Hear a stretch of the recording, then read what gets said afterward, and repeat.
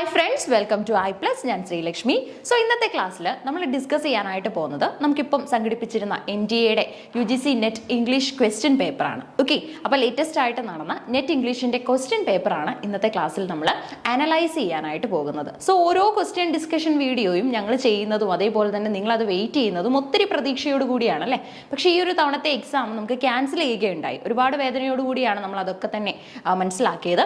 എന്നാൽ പോലും നമുക്ക് ചെയ്യാൻ പറ്റുന്ന ഒരു കാര്യം എന്ന് പറയുന്നത് ഈ ക്വസ്റ്റ്യൻ പേപ്പർ മനസ്സിലാക്കി അടുത്ത എക്സാമിന് വേണ്ടി പ്രിപ്പയർ ചെയ്യാനായിട്ട് സാധിക്കും. ഓക്കെ, അതായത് നമുക്ക് നെക്സ്റ്റ് എക്സാം ഉടൻ തന്നെ നമുക്ക് ഉണ്ടാവും. ആ ഒരു എക്സാമിനായിട്ട് നിങ്ങൾക്ക് നല്ലൊരു രീതിയിൽ പ്രിപ്പയർ ചെയ്യാനായിട്ട് ഈ ഒരു ക്വസ്റ്റ്യൻ പേപ്പർ ഒന്ന് അനലൈസ് ചെയ്ത് പോകുന്നത്, ഒന്ന് അവലോകനം ചെയ്യുന്നത് നിങ്ങളെ ഹെൽപ്പ് ചെയ്യും. സോ അങ്ങനെ ഒരു വീഡിയോ ആണ് നമ്മൾ ചെയ്യാനായിട്ട് പോകുന്നത്. ഓക്കെ, ആദ്യത്തെ ചോദ്യം നോക്കി. Which among the following writers once remarked that I awoke one morning and found myself famous? ഇത് വളരെ സിഗ്നിഫിക്കൻ്റ് ആയിട്ടുള്ള ഒരു ചോദ്യമാണ്. പലപ്പോഴും നമ്മൾ തന്നെ പറഞ്ഞിട്ടുണ്ട് ഈ ഒരു സ്റ്റേറ്റ്മെന്റ് മാർക്ക് ചെയ്ത് വെച്ചോണം, ഇത് ചോദ്യമായിട്ട് വരും എന്നൊക്കെ പറഞ്ഞിട്ടുള്ള ഒരു ഏരിയ തന്നെയാണ് അല്ലേ. സോ കൃത്യമായിട്ടൊരു ഈസി ക്വസ്റ്റ്യൻ തന്നെയാണ് ആദ്യം നമ്മളോട് ചോദിച്ചിരിക്കുന്നത്. ഓക്കെ, ഒട്ടും തന്നെ ഡിഫിക്കൽട്ടി ലെവലിന്റെ ബേസിൽ നമുക്ക് മാറ്റി നിർത്താൻ പറ്റുന്ന ഒരു ചോദ്യമല്ല. കാരണം വളരെ ഈസി ആയിട്ടുള്ള ഒരു സ്റ്റേറ്റ്മെന്റ് തന്നെയാണ് നമുക്ക് തന്നിരിക്കുന്നത്. ആരാണ് ഇങ്ങനെ ഒരു റിമാർക്ക് പറഞ്ഞിരിക്കുന്നത്? Okay, I awoke one morning and found myself famous. Okay, എൻ്റെ ഒരു ഞാൻ പെട്ടെന്നാണ് അല്ലെങ്കിൽ പെട്ടെന്നൊരു ദിവസം പ്രശസ്തനായ ഒരു വ്യക്തി എന്നുള്ള രീതിയിൽ I awoke one morning and found myself famous എന്നുള്ള രീതിയിൽ ഒരു സ്റ്റേറ്റ്മെന്റ് നമുക്ക് ഇവിടെ കാണാനായിട്ട് സാധിക്കും. ഓക്കെ, അപ്പൊ ഇത്തരത്തിലൊരു സ്റ്റേറ്റ്മെന്റ് ആരുടെ കോൺട്രിബ്യൂഷൻ ആണ് എന്നാണ് ചോദ്യം. നോക്കി, Charles Lamb, PB Shelley, Lord Byron, John Keats. നിങ്ങൾക്ക് അറിയാവുന്ന ഏറ്റവും ഫേമസ് ആയിട്ടുള്ള ഇംഗ്ലീഷ് റൈറ്റേഴ്സിനെയാണ് നമ്മളിപ്പോൾ സ്ക്രീനിൽ കണ്ടുകൊണ്ടിരിക്കുന്നത് അല്ലേ. ചാൾസ് ലാമിന്റെ പ്രത്യേകത പറഞ്ഞേ. ചാൾസ് ലാമിനെ നമ്മൾ ഈലിയ എന്നുള്ള പേരിൽ വിശേഷിപ്പിക്കാറുണ്ട് അല്ലേ. ഇംഗ്ലീഷ് ലിറ്ററേച്ചറിൽ ഈലിയ എന്നുള്ള പേരിൽ നമുക്ക് ഇദ്ദേഹത്തിനെ കാണാനായിട്ട് സാധിക്കും. റീസൺ എന്ന് പറഞ്ഞു കഴിഞ്ഞാൽ ധാരാളമായിട്ടും ഇദ്ദേഹം എസ്സേസ് ആണ് എഴുതിയിട്ടുള്ളത്. അതേപോലെ തന്നെ പ്രിൻസ് ഓഫ് പേഴ്സണൽ എസ്സേസ് എന്ന് നമ്മൾ ഇദ്ദേഹത്തിനെ വിളിക്കാറുണ്ട്. പ്രിൻസ് ഓഫ് പേഴ്സണൽ എസ്സേസ്, അതായത് തന്റെ ലൈഫ് തന്നെയാണ് താൻ എസ്സേക്കുള്ള സബ്ജക്റ്റ് ആയിട്ട് സെലക്ട് ചെയ്യുന്നത് എന്ന ഡിക്ലറേഷൻ കൂടെ നടത്തിയ ഏറ്റവും ഫേമസ് ആയിട്ടുള്ള വ്യക്തിയാണ് ചാൾസ് ലാം. ഓക്കെ, ഇനി PB ഷെല്ലി വളരെ ഫേമസ് ആണ്. നമ്മുടെ മേരി ഷെല്ലിയുടെ ഹസ്ബൻഡ് കൂടെയാണ് അല്ലെ. ബേഴ്സി ഷെല്ലി, PB ഷെല്ലി ഒരുപാട് പോംസും എസ്സേസും ഒക്കെ എഴുതി നമ്മുടെ ഇംഗ്ലീഷ് ലിറ്ററേച്ചറിനെ ഫ്ലറിഷ് ചെയ്ത ഒരു വ്യക്തിയാണ് PB ഷെല്ലി. അടുത്തതായിട്ട് നമുക്ക് ലോർഡ് ബൈറൺ ആണ് ഉള്ളത്. Lord Byron ഓപ്ഷനിലുണ്ട്. ബൈറന്റെ പ്രത്യേകത എന്തായിരുന്നു? നമുക്കറിയാം, ഏറ്റവും ഫേമസ് ആയിട്ടുള്ള ഒരു റൈറ്റർ ആണ്. അതേപോലെ തന്നെ റെവല്യൂഷണറി പോയിറ്റ് എന്ന് നമ്മൾ ഇദ്ദേഹത്തിനെ വിശേഷിപ്പിക്കാറുണ്ട്. റെവല്യൂഷണറി പോയിറ്റ് എന്നുള്ള രീതിയിൽ വിശേഷിപ്പിക്കാറുണ്ട്. ജോൺ കീറ്റ്സ് നമ്മുടെ നെഗറ്റീവ് കേപ്പബിലിറ്റി എന്ന ഐഡിയയുമായിട്ടൊക്കെ ബേസ് ചെയ്തിട്ടുള്ള വളരെ ഇമ്പോർട്ടന്റ് ആയിട്ടുള്ള ഒരു റൈറ്റർ ആണ്. Okay, John Keats. എന്തായിരുന്നു കീറ്റ്സിന്റെ നെഗറ്റീവ് കേപ്പബിലിറ്റി എന്ന് പറഞ്ഞു കഴിഞ്ഞാൽ നമുക്കറിയാം, അതായത് നെഗറ്റീവ് കേപ്പബിലിറ്റി എന്ന് പറഞ്ഞു കഴിഞ്ഞാൽ ഒരു എഴുത്തുകാരന്റെ കഴിവിലുള്ള ഒരു കുറവല്ല. അതിനു പകരം ആ എഴുത്തുകാരന്റെ ഒരു ആവിഷ്കാര സ്വാതന്ത്ര്യമാണത്. അതിലൂടെ ഏറ്റവും മികച്ച കലാസൃഷ്ടികൾ കോൺട്രിബ്യൂട്ട് ചെയ്യാനുള്ള അവരുടെ ഒരു പെർട്ടിക്കുലർ ഐഡിയ ഓർ ടെക്നിക്കിനെയാണ് നമ്മൾ നെഗറ്റീവ് കേപ്പബിലിറ്റി എന്നതുകൊണ്ട് അർത്ഥമാക്കുന്നത്. അപ്പൊ ഇതൊക്കെ കൊണ്ടുവന്നത് ജോൺ കീറ്റ്സ് ആണ്.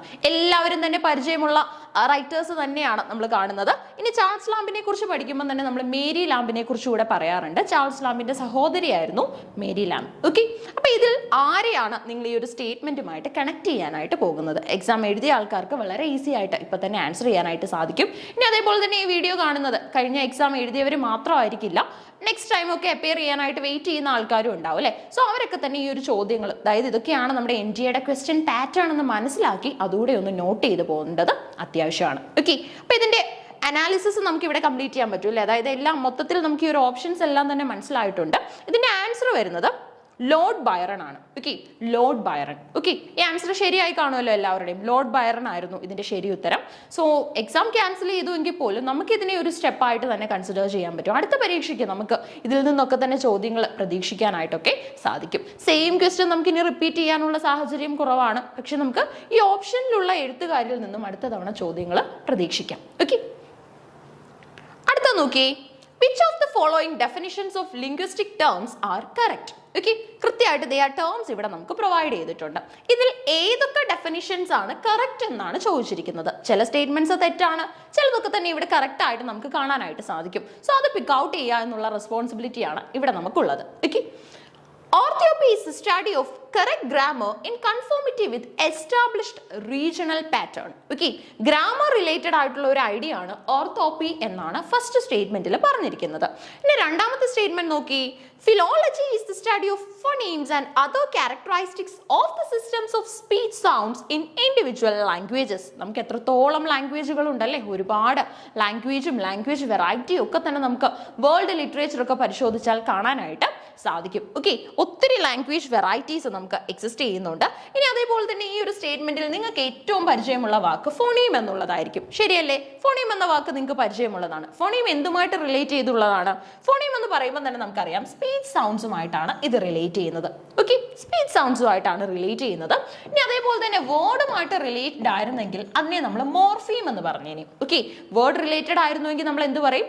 മോർഫീം എന്നുള്ള ഒരു പേര് വെച്ചിട്ടായിരിക്കും നമ്മൾ കണക്ട് ചെയ്യുന്നത്. ഓക്കെ, ഇപ്പൊ മോർഫീം ഉണ്ട്, ഫോണീം ഉണ്ട്. ഇതൊക്കെ തന്നെ ഏറ്റവും പോപ്പുലർ ആയിട്ടുള്ള ഇംഗ്ലീഷ് ലിറ്ററേച്ചറിലെ അല്ലെങ്കിൽ നമ്മുടെ ലിംഗ്വിസ്റ്റിക്സുമായിട്ട് ബേസ് ചെയ്തിട്ടുള്ള ഐഡിയാസ് ആണ്. ഓക്കെ, അപ്പൊ ഈ ഒരു സെക്ഷനിൽ നിന്നൊക്കെയുള്ള ചോദ്യങ്ങളെ അല്ലെങ്കിൽ ഇങ്ങനെയുള്ള ചോദ്യങ്ങൾ ഏത് സെക്ഷനിൽ നിന്നായിരിക്കും വരാൻ സാധ്യത?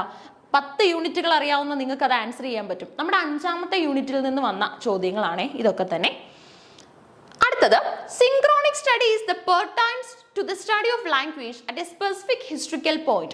ഒരു പെർട്ടിക്കുലർ ഹിസ്റ്ററിക്കൽ പോയിന്റിനെ കുറിച്ചുള്ള ലിറ്ററേച്ചർ സ്റ്റഡിയാണ് നമ്മൾ സിൻക്രോണിക് സ്റ്റഡി എന്ന് പറയുന്നത് എന്നാണ് ഇവിടെ പറഞ്ഞിരിക്കുന്നത്. ഓക്കെ, അതായത് നമുക്ക് പല പോയിന്റ്സിലുള്ള സ്റ്റഡീസ് ലിറ്ററേച്ചറിൽ കണ്ടക്ട് ചെയ്തുകൂടെ? ഫോർ എക്സാമ്പിൾ, നമുക്ക് 10 ഏജുകൾ ഇംഗ്ലീഷ് ലിറ്ററേച്ചറിൽ എക്സിസ്റ്റ് ചെയ്യുന്നില്ലേ? ഏതൊക്കെയാണ്?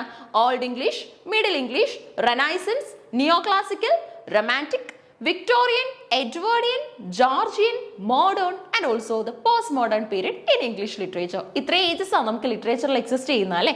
സോ അതുകൊണ്ട് തന്നെ നമുക്ക് ഏതെങ്കിലും ഒരു പെർട്ടിക്കുലർ ഏജിലെ സ്റ്റഡിയാണ് പഠിക്കേണ്ടത് അല്ലെങ്കിൽ അതിലാണ് നമ്മൾ കൂടുതലായിട്ടും കോൺസെൻട്രേറ്റ് ചെയ്യുന്നതെന്ന് വിചാരിക്കുക. ഫോർ എക്സാമ്പിൾ, ഇപ്പോൾ നിയോ ക്ലാസിക്കൽ പീരീഡിൽ നമ്മൾ കൂടുതലായിട്ട് സ്റ്റിക്ക് ചെയ്തു. നിയോ ക്ലാസിക്കൽ പീരീഡിലെ സ്റ്റഡിയാണ് നമ്മൾ കണ്ടക്ട് ചെയ്യാനായിട്ട് പോകുന്നതെന്ന് വിചാരിക്കുക. സോ അങ്ങനെയുള്ള കേസിൽ നമുക്ക് എന്ത് ചെയ്യാനായിട്ട് സാധിക്കും? ആ ഒരു പോയിന്റ് മാത്രം എടുത്ത് പഠിക്കാനായിട്ട് സാധിക്കും. ആ സമയത്തെ ഹിസ്റ്ററിക്കൽ ആയിട്ടുള്ള ചേഞ്ചസ് എന്തൊക്കെയാണ്, അതേപോലെ തന്നെ ആ സമയത്തെ കൾച്ചർ എന്താണ്, ആ സമയത്തെ അവരുടെ ആ ഒരു സ്റ്റേറ്റ് ഓഫ് ലിവിങ് എങ്ങനെയായിരുന്നു, ഇതൊക്കെ നമുക്ക് മനസ്സിലാക്കി എടുക്കാനായിട്ട് അവിടെ അവസരമുണ്ട്. ഓക്കെ, അപ്പൊ ഇതിൻ്റെയൊക്കെ ഒരു പ്ലാറ്റ്ഫോം ആണല്ലോ ലിറ്ററേച്ചർ എന്ന് പറയുന്നത്. ലിറ്ററേച്ചർ എന്ന് പറയുമ്പോൾ ഒരുപാട് കാര്യങ്ങൾ നിറഞ്ഞതാണ് അല്ലേ? ഒന്നാണ് ലിറ്ററേച്ചർ എന്ന് പറയാൻ പറ്റില്ല, ഒരുപാട് കാര്യങ്ങൾ അടങ്ങിയതാണ് നമ്മുടെ ലിറ്ററേച്ചർ എന്ന് പറയുന്നത്. അതിപ്പോൾ ഇംഗ്ലീഷ് ലിറ്ററേച്ചർ ആയാലും ഇന്ത്യൻ ലിറ്ററേച്ചർ ആയാലും ഒക്കെ തന്നെ അങ്ങനെയാണ് എക്സിസ്റ്റ് ചെയ്യുന്നത്. ഓക്കെ, സോ അങ്ങനെ ഒരു സ്റ്റഡിയാണ് സിൻക്രോണിക് സ്റ്റഡി എന്നാണ് നമ്മുടെ സ്റ്റേറ്റ്മെന്റ് പറയുന്നത്.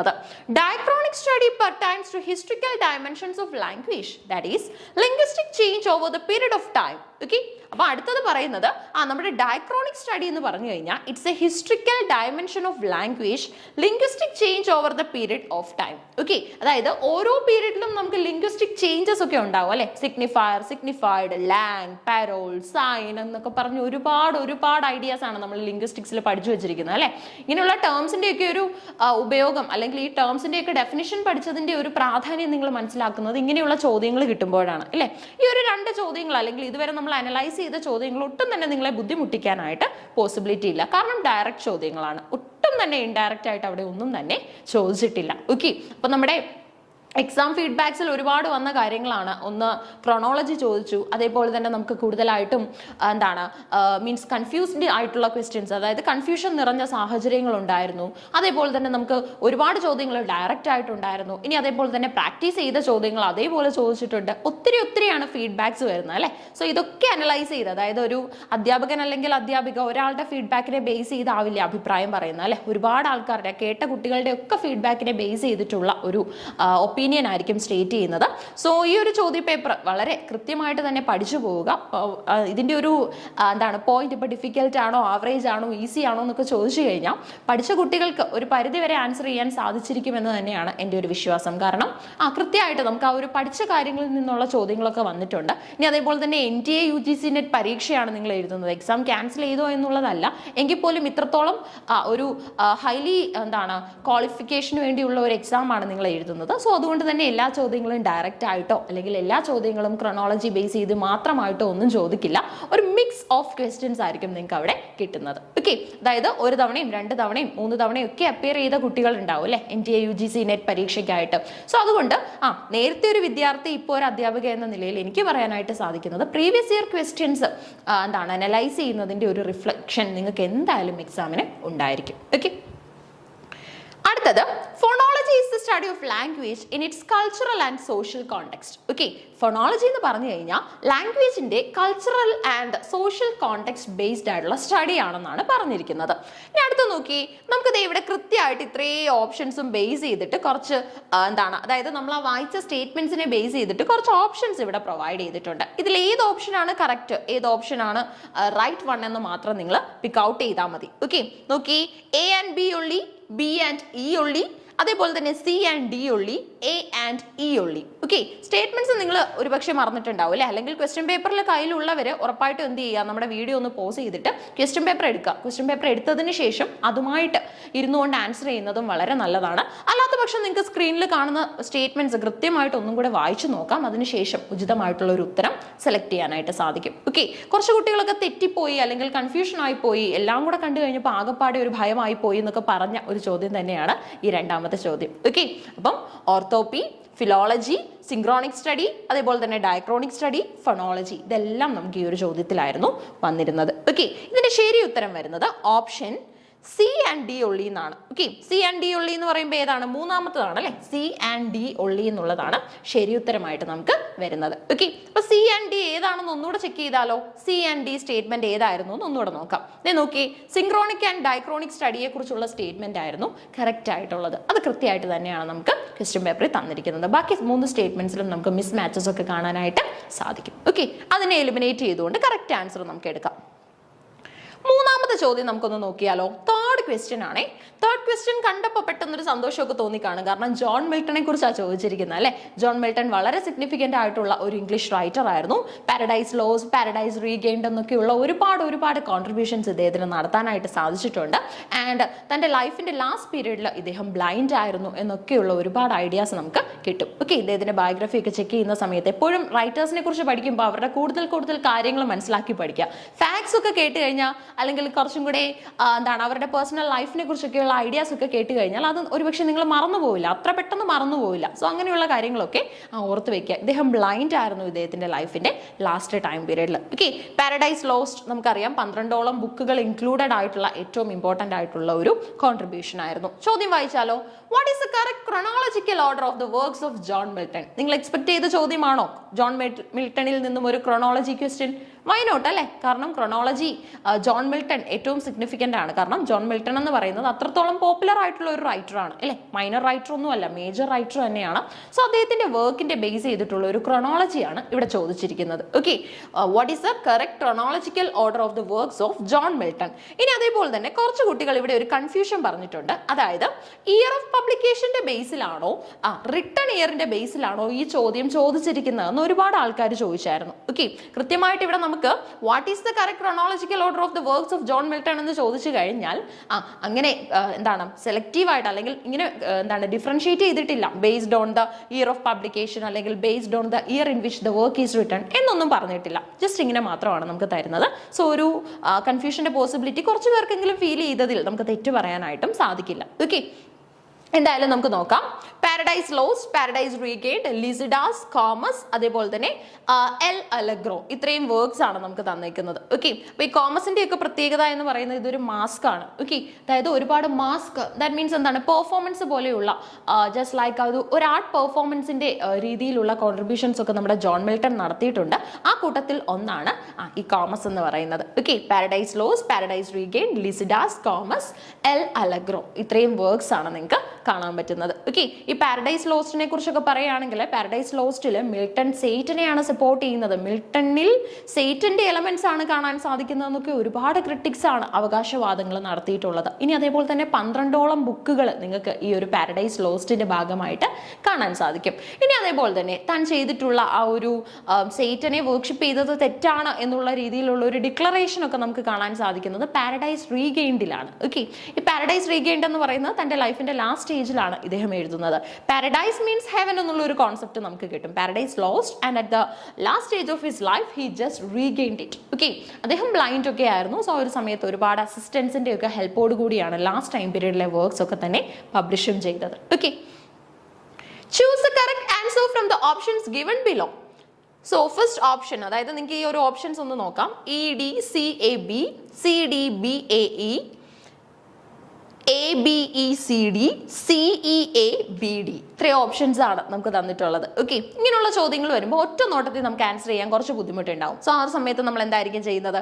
ഇയർ ഒക്കെ ഒന്ന് ഓർക്കും, അല്ലെങ്കിൽ ചെറുതായിട്ട് എവിടെയെങ്കിലും ഒക്കെ ഒന്ന് നോട്ട് ചെയ്ത് പോകും അല്ലേ, ഇയർ ഏതൊക്കെയാണ്, എന്നിട്ട് അതിന്റെ ബേസിൽ നമ്മൾ ആൻസർ ചെയ്യാനായിട്ടൊക്കെ ശ്രമിക്കും. ഓക്കെ, അപ്പൊ നമുക്ക് ഇതിന്റെ ഒരു ആൻസർ വരുന്നത് EDCAB എന്നുള്ളതാണ്. Okay, EDCAB.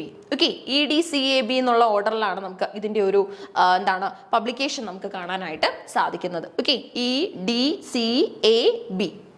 ഓക്കെ, AB വരാനുള്ള റീസൺ എന്ന് പറയുന്നത് പാരഡൈസ് ലോസ്റ്റ് ആണ് ആദ്യം, അതിനുശേഷമാണ് പാരഡൈസ് റീഗെയിൻഡ് എന്നുള്ള വർക്ക് പബ്ലിഷ് ചെയ്യുന്നത്. ഓക്കെ, എത്ര ബുക്കുകൾ ഉണ്ടെന്നൊക്കെ നേരത്തെ ചോദിച്ചിട്ടുണ്ട് കേട്ടോ. 12 ബുക്കുകളാണ്. ജസ്റ്റ് നിങ്ങളൊന്ന് അറിഞ്ഞിരുന്നോളൂ. 12 ബുക്സ് ആണ് നമുക്ക് വരുന്നത്. ഓക്കെ, അപ്പൊ നമ്മുടെ മിൽട്ടന്റെ ക്വസ്റ്റ്യൻ ക്ലിയർ ആയല്ലോ. മിൽട്ടന്റെ ക്വസ്റ്റ്യൻ സിമ്പിൾ ആയിരുന്നോ എന്ന് ചോദിച്ചു കഴിഞ്ഞാൽ ഒരു പരിധി വരെ ക്രോണോളജിയൊക്കെ അറിയുന്ന കുട്ടികൾക്ക് അത് സിമ്പിൾ ആയിരുന്നു. അല്ലാത്ത പക്ഷം കുറച്ച് കൺഫ്യൂഷൻസ് ഒക്കെ നമുക്ക് ഉണ്ടാവാനുള്ള പോസിബിലിറ്റിയും അവിടെ കാണുന്നുണ്ട്. ഓക്കെ, അടുത്തത് നാലാമത്തെ ചോദ്യമാണ്. നാലാമത്തെ ചോദ്യം. അപ്പൊ ഈ 3 ചോദ്യങ്ങൾ എങ്ങനെയുണ്ടായിരുന്നു, അല്ലെങ്കിൽ നിങ്ങൾക്ക് ആൻസർ ചെയ്യാൻ പറ്റിയതാണോ, ഇതിൽ എത്ര എണ്ണം ശരിയായിട്ടുണ്ട്, ഇതൊക്കെ ഒന്ന് അനലൈസ് ചെയ്യുക കേട്ടോ. സെൽഫ് അനലൈസേഷൻ അവിടെ ഇമ്പോർട്ടന്റ് ആണ്. ഒന്ന് സ്വയം ഒന്ന് വിലയിരുത്തുക. ഈ ചോദ്യം എനിക്ക് ചെയ്യാൻ പറ്റിയായിരുന്നോ, ഈ ചോദ്യം ഇതിനു മുൻപ് പരീക്ഷയ്ക്ക് മുൻപ് ധാരാളം പ്രീവിയസ് ഇയർ ക്വസ്റ്റൻ ഒക്കെ വർക്ക്ഔട്ട് ചെയ്ത് ഞാൻ ഈ ചോദ്യത്തിലൂടെ കടന്നു പോയിരുന്നോ എന്നൊക്കെ ഒന്ന് മനസ്സിലാക്കുന്നത് വളരെ നല്ലതാണ്. അടുത്ത പരീക്ഷയ്ക്ക് അത് നിങ്ങൾക്ക് എന്തായാലും ഒരു പ്രോത്സാഹനമായിരിക്കും. കാരണം ഇപ്പം നമ്മൾ ഈ ചോദ്യങ്ങൾ വർക്ക്ഔട്ട് ചെയ്ത് കഴിഞ്ഞാൽ എന്തായാലും ഇപ്പോൾ ഉണ്ടായ ആ ഒരു എന്താണ് പാളിച്ചകളൊക്കെ തന്നെ നികത്തിക്കൊണ്ടുള്ള ഒരു പരീക്ഷയായിരിക്കും നമുക്ക് ഇനി വരാനായിട്ട് പോകുന്നത് അല്ലെ. ഒരുപാട് പ്രതീക്ഷയോട് കൂടി നമ്മൾ ഓഫ്ലൈൻ എക്സാം, അതായത് നമ്മുടെ OMR ഫോമിൽ എഴുതാനായിട്ട് പോയ ഒരു പരീക്ഷ കൂടെയായിരുന്നു ഇത്. സോ ഒരു പാളിച്ചകളൊക്കെ തന്നെ ഓവർകം ചെയ്തുകൊണ്ടുള്ള ഒരു പരീക്ഷയായിരിക്കും അടുത്തതെന്ന് നമുക്ക് ഹോപ്പ് ചെയ്യാം. സോ ആ ഒരു സമയത്ത് നിങ്ങളും വെൽ പ്രിപ്പയർഡ് ആയിരിക്കണം. അടുത്ത പരീക്ഷ കൊണ്ട് തന്നെ നിങ്ങൾക്ക് നെറ്റും JRF ക്രാക്ക് ചെയ്യാനായിട്ടും സാധിക്കണം. Okay, Patrick White, the Australian novelist, was a recipient of which of the following prizes? ഞാൻ കുട്ടികളോട് പറഞ്ഞിട്ടുള്ള ഒരു ഏരിയ ആണ്. നിങ്ങൾ പുലിറ്റ്സർ പ്രൈസസ് നോക്കിയിട്ട് പോകണം. നോബൽ സമ്മാനങ്ങളൊക്കെ കിട്ടിയിട്ടുണ്ടെങ്കിൽ അതൊക്കെ പഠിച്ചിട്ട് പോകണം. അതേപോലെ തന്നെ ഇപ്പോൾ ബുക്കർ പ്രൈസ്, ബുക്കർ പ്രൈസ്, ഇതൊക്കെ ഏത് വർഷം ആർക്കൊക്കെയാണ് കിട്ടിയിരിക്കുന്നതെന്നൊന്ന് മനസ്സിലാക്കി പോവുക. അപ്പോൾ കുട്ടികൾക്ക് കൂടുതലായിട്ടും വരുന്ന ഒരു പരാതി, അല്ലെങ്കിൽ പഠിച്ച സമയത്ത് എനിക്കും ഫീൽ ചെയ്ത ഒരു ബുദ്ധിമുട്ടെന്ന് പറയുന്നത് ഈ ഇയർ എല്ലാം കൂടെ ഒറ്റയടിക്ക് പഠിക്കുമ്പോൾ നമ്മുടെ മൈൻഡിൽ സ്ട്രൈക്ക് ചെയ്യണം എന്നില്ല. സോ ഒരു സമയത്ത് നിങ്ങൾക്ക് ചെയ്യാൻ പറ്റുന്നത് നിങ്ങളുടെ ആ ഒരു നിങ്ങൾ എപ്പോഴും ഉള്ള സ്പേസ് എവിടെയാണോ അവിടെയൊക്കെ തന്നെ ചാർട്ട്സ് ആയിട്ടൊക്കെ ഇത് എഴുതി സൂക്ഷിക്കുക. അതേപോലെ തന്നെ എപ്പോഴും നിങ്ങളുടെ കണ്ണെത്തുന്ന ഒരു സ്ഥലത്ത് ഇതൊക്കെ തന്നെ എഴുതി ഭിത്തിയിലൊക്കെ പേസ്റ്റ് ചെയ്ത് കഴിഞ്ഞാൽ നിങ്ങൾക്ക് എന്ത് ചെയ്യാനായിട്ട് സാധിക്കും? എപ്പോഴും അത് ഒന്ന് കണ്ടിരുന്ന് കഴിഞ്ഞാൽ അത് നമ്മുടെ ഐക്ക് ഫെമിലിയർ ആയിട്ട് മാറും. ക്വസ്റ്റ്യൻ പേപ്പറിലും അത് കാണുന്ന സമയത്ത് നിങ്ങൾക്ക് ആൻസർ ചെയ്യാനായിട്ട് പറ്റിക്കോളും. Okay, so Australian of the year 1973. അപ്പം റെസിപ്പിയന്റ് അല്ലേ, നമ്മുടെ Patrick White the Australian novelist was recipient of which of the following prizes. ഇതിൽ ഏതൊക്കെ പ്രൈസസ് ആണ് നമ്മുടെ പാട്രിക് വൈറ്റിന് കിട്ടിയിട്ടുള്ളതെന്നാണ് ചോദിച്ചിരിക്കുന്നത്. Australian of the year 1973, Pulitzer prize 1965, Booker prize 1955, Nobel prize in literature 1973, Perkins prize in narrative 1992. നിങ്ങൾക്ക് സുപരിചിതമായ prices ഇതിനകത്ത് ഉണ്ടാവും, എന്നാൽ നിങ്ങൾക്ക് കുറച്ച് അത്ര ഫെമിലിയർ അല്ലാത്ത പ്രൈസസും ഉണ്ടാവും അല്ലേ. ഫോർ എക്സാമ്പിൾ ഇപ്പോൾ പെർക്കിൻസ് പ്രൈസ് ഇൻ നറേറ്റീവ് 1992 നമുക്ക് തന്നിട്ടുണ്ട്. അതേപോലെ തന്നെ ഇപ്പോൾ ബുക്കറൊക്കെ നിങ്ങൾക്ക് വളരെ ഈസി ആയിരിക്കും, അല്ലെങ്കിൽ കേട്ടിട്ടുണ്ടാവും ബുക്കർ സമ്മാനം കിട്ടിയ റൈറ്ററാണ് എന്നൊക്കെയുള്ള രീതിയിൽ. ഓക്കെ, അപ്പൊ ഇതിൽ കറക്റ്റ് വൺ ഏതാണെന്നൊന്ന് നോക്കിയാലോ. Choose the correct answer from the options given below. C, A and B only, A and D only, A and E only, അതേപോലെ തന്നെ B and C only, A and B only, A and D only, A and E only, അതേപോലെ തന്നെ B and C only. ഇത്രയും options ആണ് നമുക്ക് തന്നിരിക്കുന്നത്.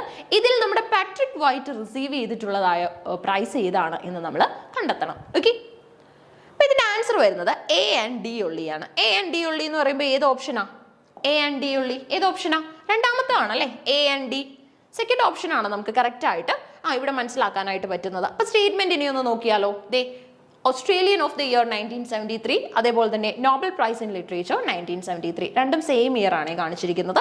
So ഇതാണ് നമുക്ക് ആൻസർ ആയിട്ട് സെലക്ട് ചെയ്യാനായിട്ട് പറ്റുന്നത്. ഓക്കെ, അപ്പൊ പാട്രിക് വൈറ്റ് എന്ന ഓസ്ട്രേലിയൻ നോവലിസ്റ്റിനെ ഒന്ന് നോക്കി പോകണം. സോ നിങ്ങൾ ഈ ചോദ്യങ്ങളെല്ലാം ഇതേപോലെ എഴുതാൻ നിൽക്കേണ്ട ആവശ്യമില്ല, കാരണം നിങ്ങളുടെ കൈവശം ചോദ്യ പേപ്പറും ബാക്കിയുള്ള കാര്യങ്ങളും ഒക്കെ ഉണ്ടാവും. ഇനി അതേപോലെ തന്നെ ചെയ്യാൻ പറ്റുന്ന കാര്യം, അല്ലെങ്കിൽ ഇപ്പം ലാസ്റ്റ് എക്സാം എഴുതാതെ, അല്ലെങ്കിൽ ലാസ്റ്റ് എക്സാം ഒന്നും അപ്പിയർ ചെയ്തിട്ടില്ല, ഫസ്റ്റ് ടൈം നെറ്റിനായിട്ട് നിങ്ങൾ പ്രിപ്പയർ ചെയ്യുകയാണെങ്കിൽ ഈ പാട്രിക് വൈറ്റ് എന്ന ഓസ്ട്രേലിയൻ റൈറ്ററിനെയൊക്കെ നോക്കിയിട്ട് തന്നെ വേണം പോകാൻ.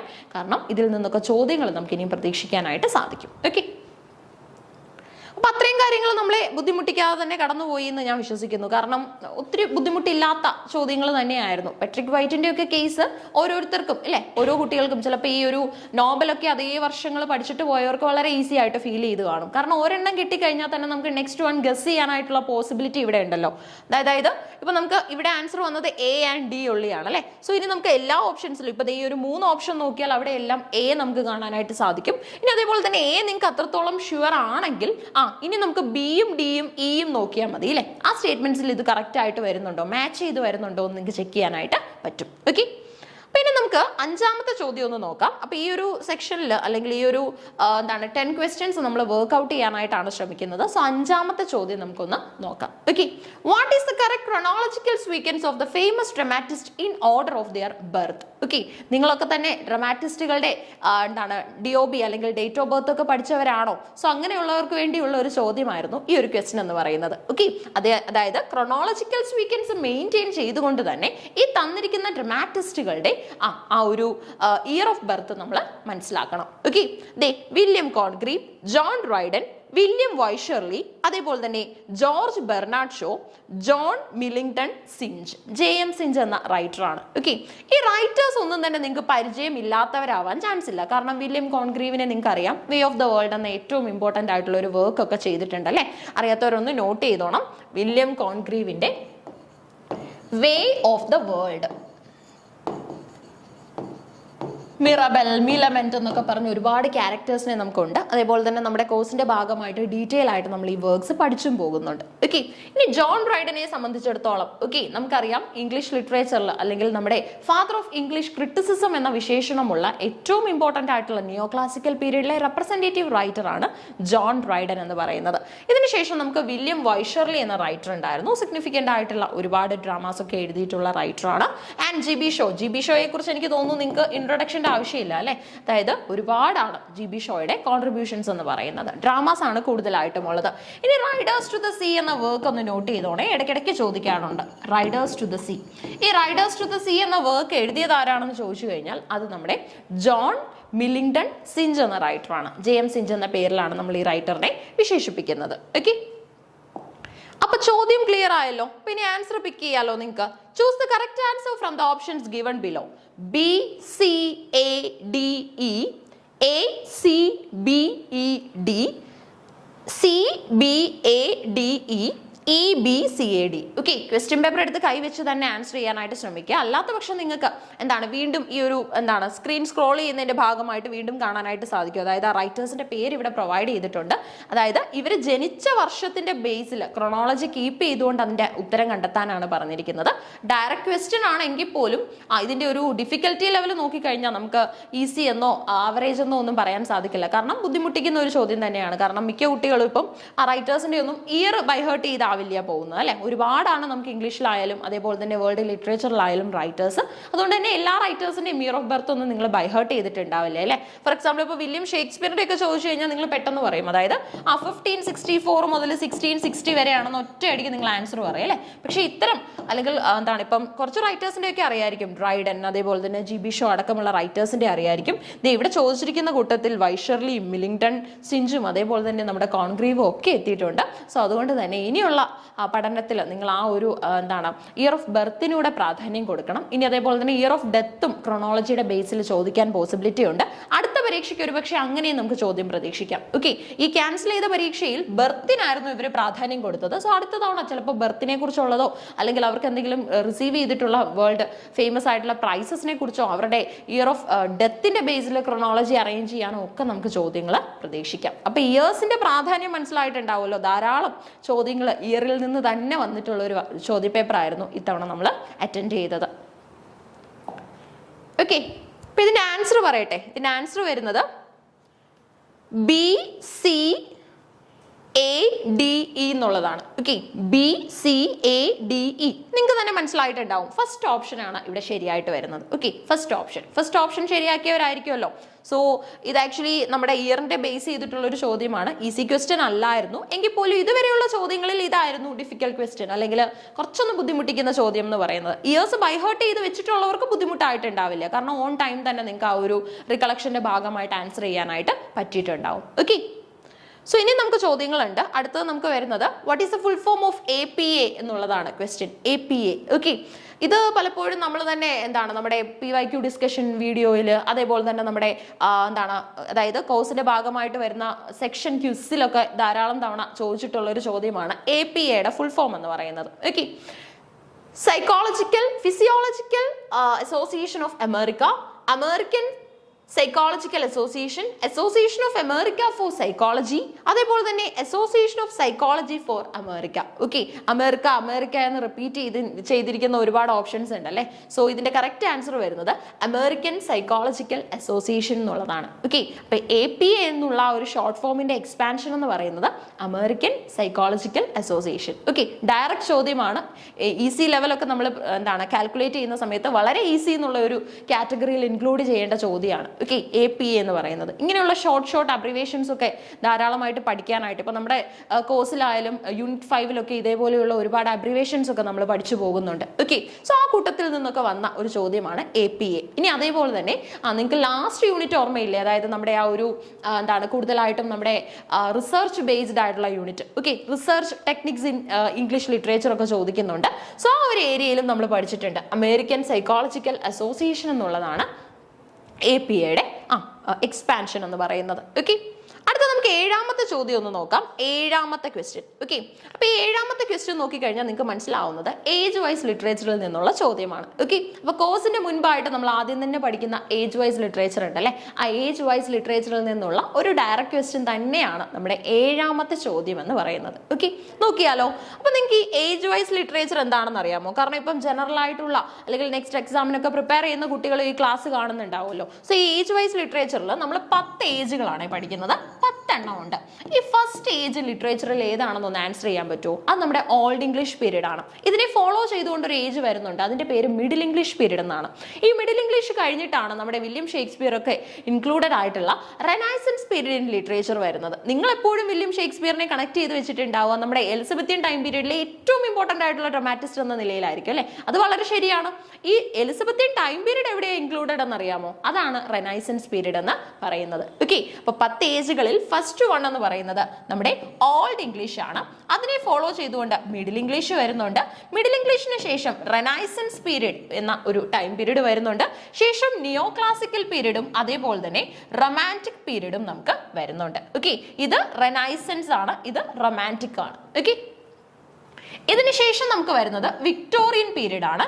ശേഷം നമുക്ക് എഡ്വേർഡിയൻ പീരീഡും ജോർജിയൻ പീരീഡും മോഡേൺ പീരീഡും പോസ്റ്റ് മോഡേൺ പീരീഡും ലിറ്ററേച്ചറിൽ കാണാനായിട്ട് സാധിക്കും. അപ്പൊ ഈ 10 ഏജുകളാണ് നമുക്ക് ലിറ്ററേച്ചറിലുള്ളത്. ജസ്റ്റ് ആ ഏജുകളുടെ ഓർഡർ അറിയാമെങ്കിൽ തന്നെ ആൻസർ ചെയ്യാനായിട്ട് സാധിക്കും അല്ലെ. ജസ്റ്റ് ആ ഒരു ക്രോണോളജി കീപ്പ് ചെയ്തിട്ടുണ്ട്. ഇയറിന്റെ ക്വസ്റ്റ്യൻസ് വന്നു ബുദ്ധിമുട്ടിച്ചു എന്ന് പറയുന്നവർക്ക് വളരെ ഈസി ആയിട്ട് അത് ചെയ്യാൻ പറ്റും. കാരണം correct sequence of various periods ഒന്ന് മനസ്സിലാക്കി കഴിഞ്ഞാൽ മതി. ഈ 10 ഏജുകൾ അറിയാമെങ്കിൽ തന്നെ ആൻസർ ചെയ്യാനായിട്ട് പറ്റും. ഓക്കെ, നമുക്കൊന്ന് നോക്കാം. കാരളിൻ ഏജ് ഇവിടെ പ്രൊവൈഡ് ചെയ്തിട്ടുണ്ട്. ജാക്കോബിയൻ ഏജ് ഇവിടെ തന്നിട്ടുണ്ട്. അതേപോലെ തന്നെ റീസ്റ്റോറേഷൻ ഏജ് പറയുന്നുണ്ട്. എപ്പോഴാണ് ഇംഗ്ലണ്ടിൽ റീസ്റ്റോറേഷൻ ഡിക്ലെയർ ചെയ്യുന്നതെന്ന് അറിയാമോ? 1660 കേട്ടോ. 1660 നമ്മുടെ ഫ്രാൻസിലേക്ക് നാട് കടത്തിയ ചാൾസ് സെക്കൻഡ് തിരിച്ച് ഇംഗ്ലണ്ടിലേക്ക് വരുന്നുണ്ട്. എന്നിട്ട് വീണ്ടും മൊണാർക്കി എസ്റ്റാബ്ലിഷ് ചെയ്യും. അതായത് രാജഭരണം തുടരട്ടെ എന്നുള്ള രീതിയിൽ ആ സമയത്തുള്ള നമ്മുടെ ഒലിവർ ക്രോംവെല്ലിന്റെ കോമൺവെൽത്ത് ഒക്കെ അബോളിഷ് ചെയ്തിട്ട് വീണ്ടും രാജഭരണം തുടരാനുള്ള ഒരു ഡീലിലേക്ക് വരും. സോ ഒരു ടൈം പീരീഡ് ആണ് റീസ്റ്റോറേഷൻ പീരീഡ് എന്ന് പറയുന്നത്. എപ്പോഴെങ്കിലും നമ്മൾ ഒരു കാര്യം അവസാനിച്ചിട്ട് വീണ്ടും അത് തുടങ്ങുമ്പോഴാണ് അതിനെ റീസ്റ്റോറേഷൻ എന്ന് പറയുന്നത് അല്ലെ. ഓൾറെഡി സ്റ്റോർഡ് ആയിട്ടുള്ള കാര്യത്തിനെ നമ്മൾ വീണ്ടും റീസ്റ്റോർ ചെയ്യുകയാണ്. അങ്ങനെ 1660 ആയപ്പോഴത്തേക്ക് നമ്മുടെ ഇംഗ്ലണ്ടിൽ ചാൾസ് സെക്കൻഡ് തിരിച്ചെത്തിയിട്ട് റീസ്റ്റോറേഷൻ കൊണ്ടുവന്നു. ശേഷം നമുക്ക് കോമൺവെൽത്ത് പീരീഡ് ഉണ്ട്. ഈ കോമൺവെൽത്ത് എന്ന് പറയുന്നത് ഒലിവർ ക്രോംവെൽ എന്ന റൈറ്ററുമായിട്ട് ക്ലോസ് റിലേറ്റഡ് ആണ്. ഓക്കെ, ഒലിവർ ക്രോംവെൽ എന്ന റൈറ്ററുമായിട്ട് ക്ലോസ് റിലേറ്റഡ് ആയിട്ടുള്ള ഒരു ടൈം പീരീഡ് ആണ് ഈ ഒരു ടൈം പീരീഡ്. ശേഷം അഗസ്റ്റിയൻ ഏജ് ഒക്കെയാണ് നമുക്ക് ലിറ്ററേച്ചറിൽ കാണാനായിട്ട് സാധിക്കുന്നത്. ഓക്കെ, അപ്പോൾ ഒരുപാട് ഏജസ് നമുക്ക് ലിറ്ററേച്ചറിലുണ്ട്. അതിൽ നിന്നുള്ള ഒരു ചോദ്യമായിരുന്നു ഇപ്പം നമ്മൾ കണ്ടത്. സോ നമുക്ക് ഇതിന്റെ ഉത്തരം ഒന്ന് കണ്ടെത്താനായിട്ട് ശ്രമിക്കാം. ഓക്കെ, അപ്പോൾ നമുക്ക് ഡിഫറെന്റ് ഏജസ് ആണ് ഇവിടെ തന്നിട്ടുള്ളത് അല്ലെ. നമ്മുടെ ഇംഗ്ലീഷ് ലിറ്ററേച്ചറിലെ പല പല ഏജുകളുടെ പേരുകൾ നമ്മൾ പഠിച്ചിട്ടുണ്ട്. ഇനി ഓപ്ഷനിൽ നമ്മൾ നോക്കിയാലും കാരളിനും ജാക്കോബിയനും റീസ്റ്റോറേഷനും കോമൺവെൽത്തും അതേപോലെ തന്നെ നമ്മുടെ അഗസ്റ്റിയൻ ഏജും ഒക്കെ തന്നെ കംപ്രൈസ്ഡ് ആണ്. So choose the correct answer from the options given below. D, B, A, E, C and also A, E, B, C, D, B, A, D, C, E and also BECADB. Answer വരുന്നത് മൂന്നാമത്തെ option തന്നെയാണ്. അതായത് നമ്മുടെ BADCE എന്നുള്ളതാണ് correct answer ആയിട്ട് വരുന്നത്. BADCE. Okay, so BADCE Augustine age ആണ് ലാസ്റ്റിൽ നമുക്ക് വരുന്നത്. ഓക്കെ, BA ജാക്കോബിയൻ കാരോലിൻ, അതേപോലെ തന്നെ D കോമൺവെൽത്ത് റീസ്റ്റോറേഷൻ അഗസ്റ്റിൻ എന്നുള്ള ഓർഡറിലാണ് ഉത്തരം വരുന്നത്. ഓക്കെ, ഇത് തെറ്റിയിട്ടുണ്ടാവില്ലല്ലോ, നിങ്ങൾക്ക് കറക്റ്റ് ആയിട്ട് തന്നെ ആൻസർ ചെയ്യാനായിട്ട് പറ്റി കാണും അല്ലേ. സോ അതേപോലെ തന്നെ ഈ ഒരു നമ്മുടെ കാരോലിനും ജാക്കോബിനും നമ്മൾ ഒന്നിച്ചു ചേർത്ത് റെനൈസൻസിലാണ് പഠിക്കുന്നത്. അതായത് ഞാൻ റെനൈസൻസ് ഏജിനെ കുറിച്ചൊക്കെ പറഞ്ഞായിരുന്നു, റെനൈസൻസ് പീരീഡിനെ കുറിച്ചൊക്കെ പറഞ്ഞായിരുന്നു. അതേപോലെ തന്നെ റീസ്റ്റോറേഷൻ ഇതിന്റെ ഭാഗമായിട്ട് തന്നെ നമ്മൾ പഠിച്ചു പോകും. ഓക്കെ, റീസ്റ്റോറേഷൻ 1660 ഇനി ഇതിന് മുൻപുള്ള ഒരു ടൈം പീരീഡ് ആണ്, അല്ലെങ്കിൽ നമ്മുടെ റെനൈസൻസിൽ തന്നെ വരുന്ന റീസ്റ്റോറേഷന് മുൻപുള്ള കാലഘട്ടമാണ് കോമൺവെൽത്ത് പീരീഡ് എന്ന് പറയുന്നത്. ഒലിവർ ക്രോംവെൽ ആയിരുന്നു ആദ്യം ലോർഡ് പ്രൊട്ടക്ടർ ആയിട്ട് ഇംഗ്ലണ്ടിലെത്തി കോമൺവെൽത്ത് ഡിക്ലെയർ ചെയ്യുന്നത്. അദ്ദേഹത്തിന് ശേഷം റിച്ചാർഡ് ക്രോംവെൽ എന്ന മകൻ വരികയും എന്നാൽ ഒരു സക്സസ്ഫുൾ ആയിട്ടുള്ള ഒരു റൂൾ നടത്താനായിട്ട് അദ്ദേഹത്തിന് സാധിച്ചില്ല. ഓക്കെ, സോ അടുത്തതായിട്ട് നമുക്ക് അഗസ്റ്റിൻ ഏജ് ആണ് ഉള്ളത്. അഗസ്റ്റിൻ ഏജ് എന്ന് പറയുമ്പോൾ ഇതിന് ശേഷം വരുന്ന ഒരു ടൈം പീരീഡ് ആണ് അല്ലെ, നമ്മുടെ ആ ഒരു എന്താണ് ദാറ്റ് മീൻസ് മോഡേൺ ടൈം പീരീഡിനൊക്കെ മുൻപുള്ള ഒരു കാലഘട്ടമാണ് അഗസ്റ്റിൻ ഏജ് എന്ന് പറയുന്നത്. ഓക്കെ, അപ്പൊ ഇത്രയും ഓപ്ഷൻസ് നമുക്ക് ഉണ്ടായിരുന്നു. അതിൽ നിന്നും ശരി ഉത്തരം നമ്മൾ കണ്ടെത്തി, BADCE. കൺഫ്യൂഷൻ ഒന്നും ഇല്ലല്ലോ. അടുത്തത് എട്ടാമത്തെ ചോദ്യമാണ്. എട്ടാമത്തെ ചോദ്യം. ഓക്കെ, സോ 100 ചോദ്യങ്ങളിൽ നിന്ന് നമ്മൾ ക്വസ്റ്റ്യൻസ് ഇങ്ങനെ വർക്ക്ഔട്ട് ചെയ്ത് പോവുകയാണ്.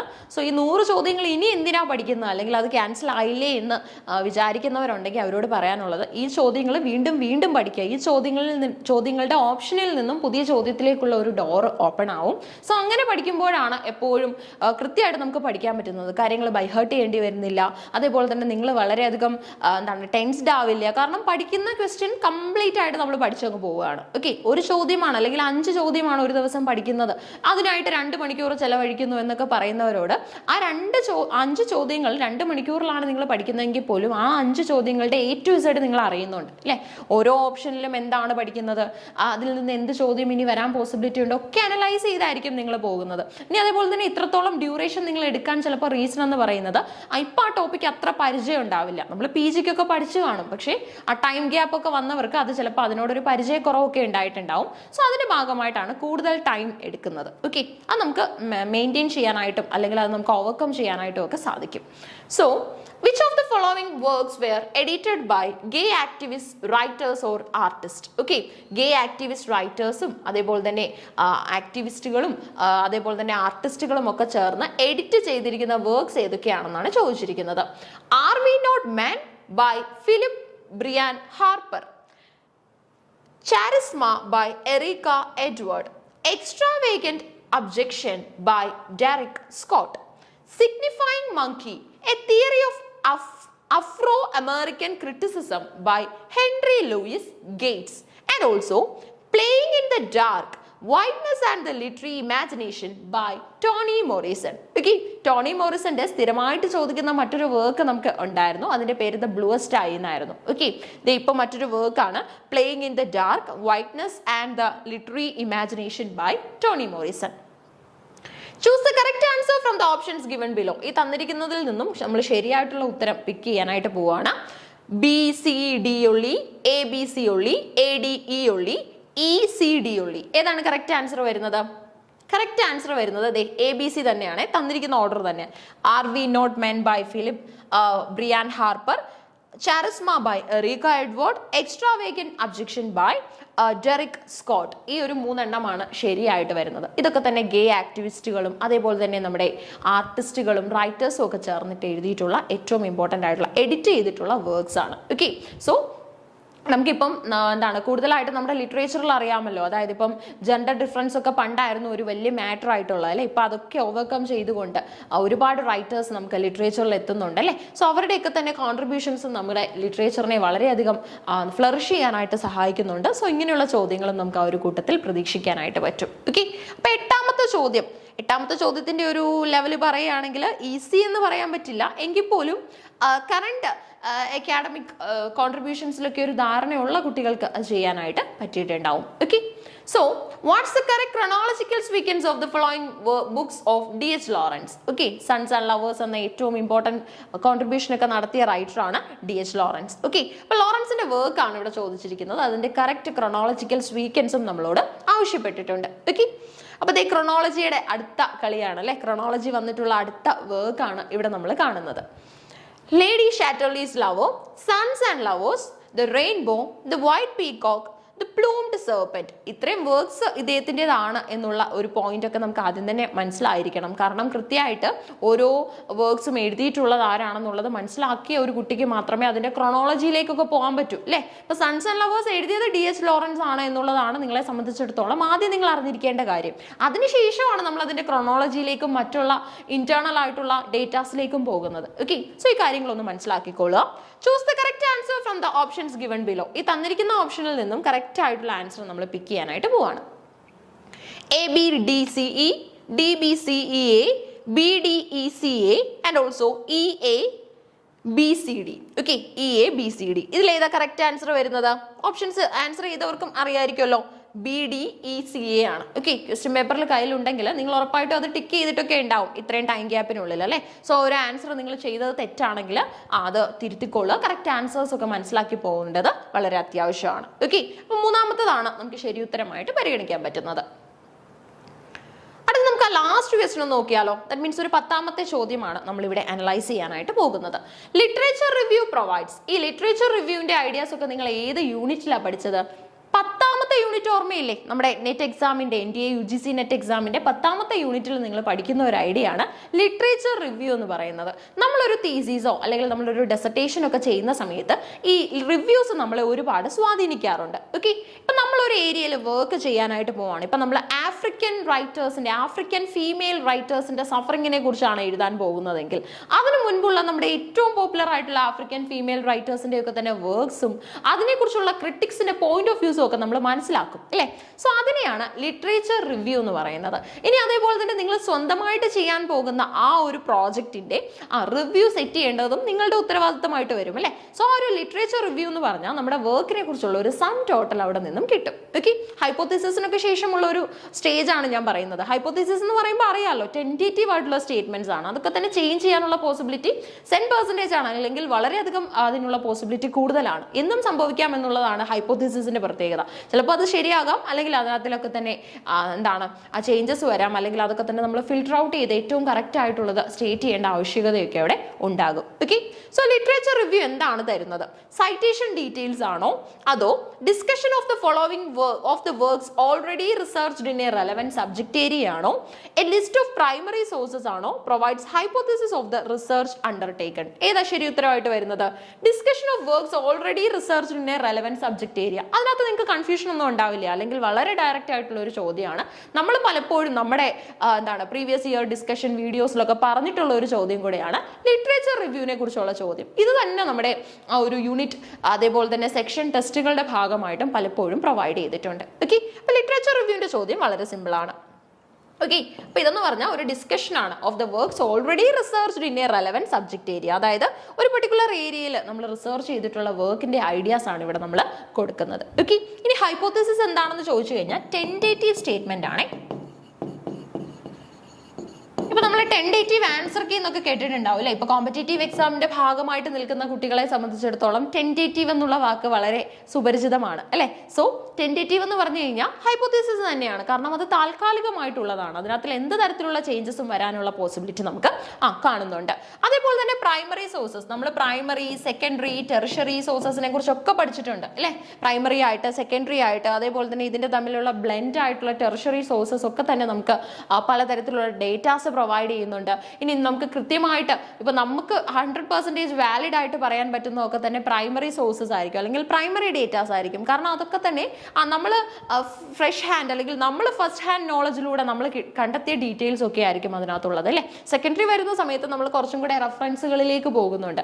മറ്റുള്ളവർ കണ്ടെത്തിയിട്ടുള്ള, മറ്റുള്ളവർ ഏതെങ്കിലുമൊക്കെ മീഡിയാസിലോ അല്ലെങ്കിൽ ഏതെങ്കിലുമൊക്കെ പർട്ടിക്കുലർ പ്ലാറ്റ്ഫോംസിൽ, ഇൻക്ലൂഡിങ് നമ്മുടെ ഓൺലൈൻ ആൻഡ് ഓഫ്ലൈൻ പ്ലാറ്റ്ഫോംസിലൊക്കെ തന്നെ ഡെപ്പോസിറ്റ് ചെയ്തിരിക്കുന്ന കണ്ടന്റ്സ് ഒക്കെ ആയിരിക്കും നമ്മൾ അവിടെ യൂട്ടിലൈസ് ചെയ്യുന്നത്. ഇനി അതേപോലെ തന്നെ നമ്മുടെ എല്ലാ ഐഡിയാസിന്റെയും കൂടെ ബ്ലെൻഡ് ഒക്കെ വരികയാണെങ്കിൽ അതിനെ ടെർഷറി സോഴ്സസ് എന്നാണ് നമ്മൾ പറയുന്നത്. ഓക്കെ, അപ്പൊ ഇതൊക്കെ തന്നെ ഏത് യൂണിറ്റിലാണ് വരുന്നത്? ഈ ചോദ്യം ഏത് യൂണിറ്റിൽ നിന്നാണെന്ന് ചോദിച്ചു കഴിഞ്ഞാൽ യൂണിറ്റ് 10ൽ നിന്നുള്ള ഒരു ഡയറക്റ്റ് ക്വസ്റ്റ്യൻ ആണ് നമ്മൾ 10ാമത്തെ ചോദ്യമായിട്ട് ഇവിടെ കാണുന്നത്. ഓക്കെ, അതേപോലെ തന്നെ നമുക്ക് സൈറ്റേഷൻ ഡീറ്റെയിൽസ് ആണോ ലിറ്ററേച്ചർ റിവ്യൂ തരുന്നത് എന്ന് ചോദിക്കുന്നുണ്ട്. സൈറ്റേഷൻ ഡീറ്റെയിൽസ് എന്ന് പറയുമ്പോൾ എന്താണ്, എങ്ങനെയാണ് സൈറ്റേഷൻ നടത്തുന്നത്? നമ്മളൊരു തീസിസ് ഒക്കെ ചെയ്യുന്ന സമയത്ത് എങ്ങനെയാണ് സൈറ്റേഷൻ നടത്തുന്നത്? അതിന് പല പല ഫോർമാലിറ്റീസ് ഉണ്ട് അല്ലേ. ഇപ്പം നമ്മൾ കളക്ട് ചെയ്യുമ്പം ഡേറ്റാസ് ഇയറിന്റെ ബേസിലായിരിക്കും നമ്മളത് ചെയ്യുന്നത്. അതേപോലെ തന്നെ നമുക്ക് സൈറ്റേഷൻ റെഫറൻസ് ഒക്കെ വെക്കുന്ന സമയത്ത് പല കാര്യങ്ങൾ, ഇപ്പം ഒരു റൈറ്ററിന്റെ കേസിലാണെങ്കിൽ സെക്കൻഡ് നെയിം ഫസ്റ്റ് എന്നുള്ള ഓർഡർ ഒക്കെ കീപ്പ് ചെയ്തുകൊണ്ട് നമ്മൾ എന്ത് ചെയ്യാറുണ്ട്, ഈ ഒരു സൈറ്റേഷൻ ഒക്കെ ചെയ്യാറുണ്ട്. ഓക്കെ, അപ്പോൾ ലിറ്ററേച്ചർ റിവ്യൂവിന്റെ റെസ്പോൺസിബിലിറ്റി അല്ലെങ്കിൽ ഡ്യൂട്ടി എന്ന് പറയുന്നത് ഇത്രയേ ഉള്ളൂ. Discussion of works already researched in a relevant subject area. നമ്മുടെ റെലവൻറ്റ് സബ്ജക്ട് ഏരിയയിൽ ഡിസ്കസ് ചെയ്തിട്ടുള്ള വർക്കിനെ കുറിച്ചുള്ള പ്രീവിയസ് റിവ്യൂസ്, അതിന്റെ അവലോകനങ്ങൾ നമ്മൾ കളക്ട് ചെയ്യുകയാണ് ഇവിടെ ചെയ്യുന്നത്. ഓക്കെ, അപ്പോൾ എപ്പോഴും നിങ്ങൾ പ്രോജക്റ്റ് ഒക്കെ ചെയ്യുന്ന സമയത്ത് അല്ലെങ്കിൽ PhDയുടെ ഫൈനൽ തീസിസ് ഒക്കെ വെക്കുന്ന സമയത്ത് നമ്മൾ ഉറപ്പായിട്ടും ഈ ഒരു ലിറ്ററേച്ചർ റിവ്യൂ, ഒരുപാട് ലിറ്ററേച്ചർ റിവ്യൂ ഉണ്ട്, ഒന്നല്ല നമുക്ക് ലിറ്ററേച്ചർ റിവ്യൂ ആയിട്ട് വരുന്നത്. ഒരുപാട് ഡേറ്റാസ് നമ്മൾ പോയിന്റ് ബൈ പോയിന്റ് ആയിട്ട് സ്റ്റേറ്റ് ചെയ്താണ് ലിറ്ററേച്ചർ റിവ്യൂസ് റിസർച്ചിന്റെ ഭാഗമായിട്ട് ആഡ് ചെയ്യുന്നത്. ഓക്കെ, അപ്പൊ ഇതായിരുന്നു നമ്മുടെ 10ാമത്തെ ചോദ്യം. ഡയറക്റ്റ് ക്വസ്റ്റ്യൻ ആണ്, 10ാമത്തെ യൂണിറ്റിൽ നിന്നുള്ള ക്വസ്റ്റ്യനും ആണ്. Okay, so keep learning. Thank you.